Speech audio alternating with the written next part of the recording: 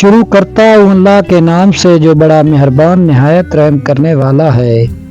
معزز ناظرین، آج ہم ایک بہروپیہ اور ایک بادشاہ کا واقعہ بیان کریں گے۔ واقعہ بیان کرنے سے پہلے ریکویسٹ یہ ہے کہ ہمارے چینل پہ نئے ہیں تو ہمارے چینل کو سبسکرائب کریں تاکہ ہر آنے والی نئی ویڈیو بر وقت آپ تک پہنچتی رہے۔ معزز ناظرین، السلام علیکم۔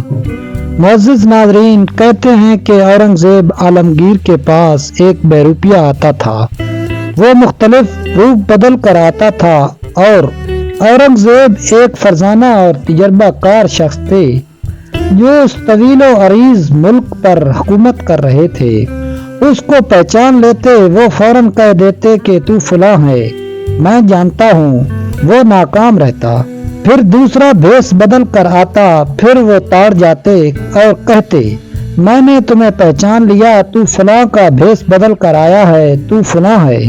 بہروپیہ عاجز ہو گیا، آخر میں کچھ دنوں تک خاموشی رہی۔ ایک عرصہ تک وہ بادشاہ کے سامنے نہیں آیا۔ سال 2 سال کے بعد شہر میں یہ افواہ گرم ہوئی کہ کوئی بزرگ آئے ہوئے ہیں اور فلاں پہاڑی کی چوٹی پر خلوت نشین ہے، چلا کھینچے ہوئے ہیں، بہت مشکل سے لوگوں سے ملتے ہیں۔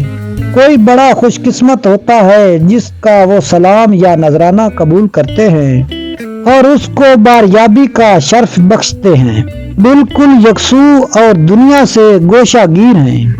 بادشاہ حضرت مجدد الفسانی کے تحریک کے مکتب کے پروردہ تھے اور ان کو اتباع سنت کا خاص اہتمام تھا۔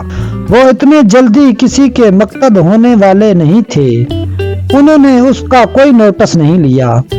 ان کے ارکین دربار نے کئی بار عرض کیا کہ کبھی بادشاہ بھی تشریف لے چلیں اور بزرگ کی زیارت کریں اور ان کی دعائیں لیں۔ انہوں نے ٹال دیا۔ 2-4 مرتبہ کہنے کے بعد بادشاہ نے فرمایا کہ اچھا بھائی چلو، کیا حرج ہے؟ اگر خدا کا کوئی مخلص بندہ ہے اور خلوت گزین ہے تو اس کی زیارت سے فائدہ ہی ہوگا۔ بادشاہ تشریف لے گئے اور مؤدب ہو کر بیٹھ گئے اور دعا کی درخواست کی اور ہدیہ پیش کیا۔ درویش نے لینے سے معذرت کی۔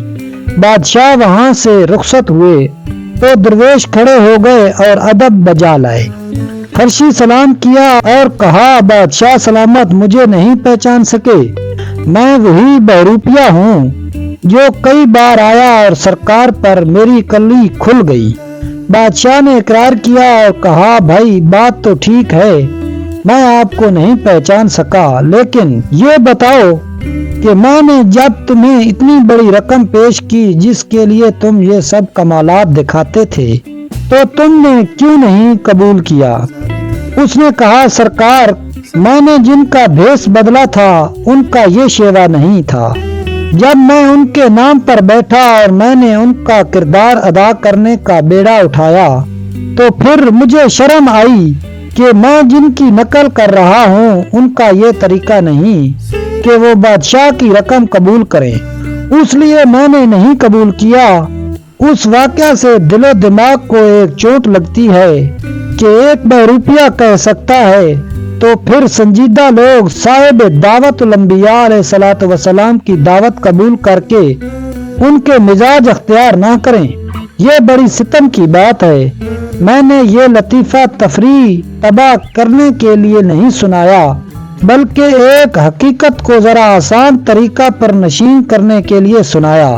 ہم داعیے مبلغ ہوں یا دین کے ترجمان، ہمیں یہ بات پیش نظر رکھنی چاہیے کہ یہ دین اور دعوت ہم نے انبیاء علیہ السلام سے سیکھا ہے۔